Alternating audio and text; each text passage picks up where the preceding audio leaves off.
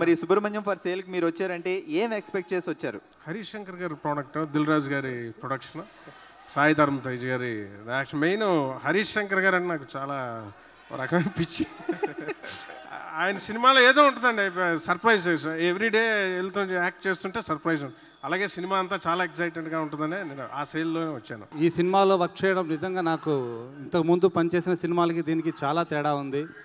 ఇంతకుముందు melody songs, ఒక heartful feelings ఎక్కువగా రాయడం జరిగింది. ఈ సినిమాకి కొత్త ఫ్లేవర్ని, కొత్త స్పీడ్ని మ్యూజిక్ పరంగా కానివ్వండి, లిరిక్స్ పరంగా కానివ్వండి రాసే అవకాశం వచ్చింది. దానికి ముఖ్యంగా హరీష్ శంకర్ గారికి థ్యాంక్స్ చెప్పుకోవాలి.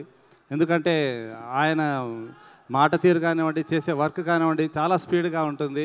ఆ ఎనర్జీ, ఫుల్ ఎనర్జీ పాటల్లో కూడా రావడానికి ఆయన ఎంతో దోహదపడ్డారు. వారికి నా మనస్ఫూర్తిగా కృతజ్ఞతలు తెలియజేస్తున్నాను. తర్వాత మిక్కీ గారికి, హ్యాపీ డేస్ నుంచి మిక్కీ గారితో పనిచేస్తున్నాను. దాదాపు ఒక 10-12 సినిమాలకి ఆయనతో వర్క్ చేస్తుంటాను. ఎన్నో అద్భుతమైన మెలోడీలు ఇచ్చాను. ఈ సినిమాలో ఆయన పూర్తి డిఫరెంట్గా ఒక వేరియస్ డైమెన్షన్ ఉన్న ట్యూన్స్ ఇచ్చారు. దానికి తగినట్టు ఇద్దరం బాగా వర్క్ చేసి మంచి పాటలు రావడానికి కష్టపడ్డాం. ఆ క్రెడిట్ అంతా కూడా మేము ఇద్దరం కూడా హరీష్ శంకర్ గారికి చెప్పుకోవాలి. తేజు ఎనర్జెటిక్ లెవెల్స్, అలాగే రెజినా పర్ఫార్మెన్స్, దిల్ రాజు అనే నిర్మాణ వాల్యూస్ ఎలా ఉంటే తెలుసు. ఎక్కడ కాంప్రమైజ్ ఎవరు, క్వాలిటీ వచ్చిన దాకా వదిలిపెట్టరు.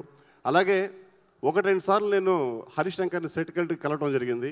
ఎంత ఎనర్జెటిక్గా, ఎంత కాన్ఫిడెంట్గా ఉన్నాడంటే నాకు అప్పుడే అనిపించింది సినిమా చాలా పెద్ద హిట్ అని. డెఫినెట్గా తన కళ్ళలో కాన్ఫిడెన్స్ చూశాను.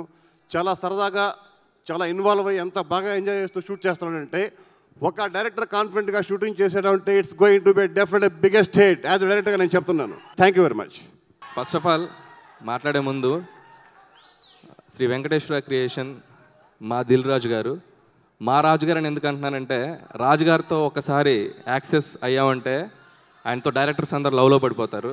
అలాగే హరీష్ అన్న పవర్ ఏంటో ఒక 4 years బ్యాక్ పవర్ స్టార్ గారితో తీసిన సినిమా ఏంటో చూపించారు. సో డెఫినెట్గా మళ్ళీ ఓ బ్లాక్ బాస్టర్ తేజ్కి రావాలి.